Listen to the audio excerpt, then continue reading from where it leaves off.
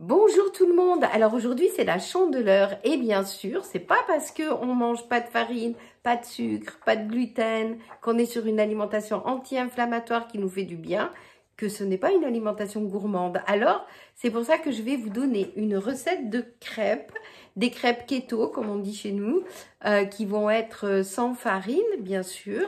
Dans laquelle vous allez pouvoir mettre soit du lait d'amande, soit du lait de vache ou de brebis ou du lait de coco. C'est un petit peu comment vous sentez avec le lactose après. Hein. Ça, c'est un petit peu votre façon à vous de faire. Mais en tout cas, moi, je vous donne une recette de base qui marche très bien et qui fait des super bonnes crêpes. Alors, et puis je vous donnerai aussi la recette d'une confiture sans sucre pour accompagner vos crêpes. Voilà, donc alors, pour les crêpes keto, vous allez utiliser 4 œufs et vous allez faire à peu près une dizaine de crêpes. Là aussi, c'est pareil, ça dépend de la taille de votre poêle. Hein. Si la poêle, elle est toute petite, bah, vous en ferez plus. Si la poêle, elle est plus grande, vous en ferez moins. Voilà, c'est un petit peu comme ça. Après, vous allez décider, est-ce que je veux faire des crêpes salées, dans lesquelles je vais pouvoir mettre du jambon, du gruyère, des œufs, ou est-ce que je veux faire des crêpes sucrées, dans lesquelles je vais pouvoir mettre plutôt de la confiture ou les manger comme ça nature. C'est super bon aussi. Hein.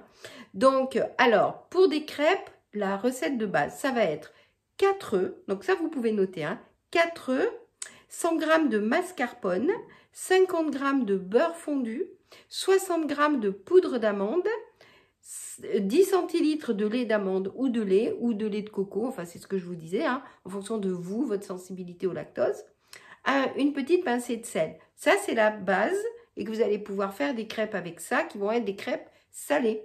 Ensuite, si vous voulez des crêpes sucrées, il vous suffit de rajouter dans votre pâte 30 g de sucrant. Alors moi j'utilise de l'édulco bio, c'est de l'érythritol en fait. Hein. Donc vous pouvez utiliser ce sucre-là.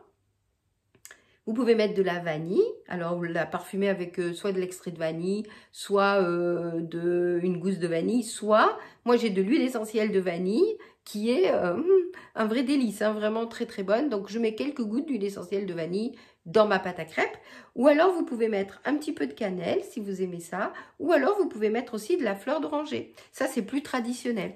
Donc voilà, là vous avez la recette de base pour des crêpes salées, pour des crêpes sucrées. Donc tout ça en fait vous faites ça au robot ou avec un plongeur mixeur parce que ça va vous faire une pâte beaucoup plus fluide.